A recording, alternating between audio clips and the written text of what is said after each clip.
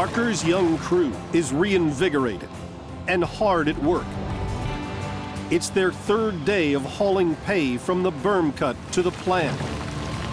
Yeah, things have been going real good down in the berm cut. As you can see off to my right, I don't have very much left.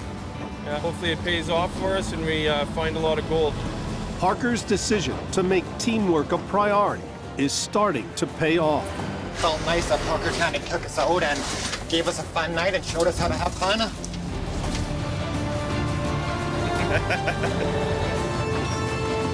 All the excavator operators, the dozer operators, equipment operators, they're all doing a great job. I feel like they've made me feel a little bit younger. A little bit.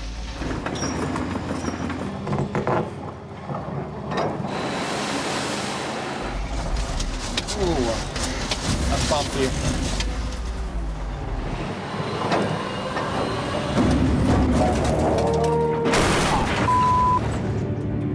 But just when things are beginning to look up, Matthew Knopp rolls his rock truck. Hey guys, I need help. My truck's... That's bad.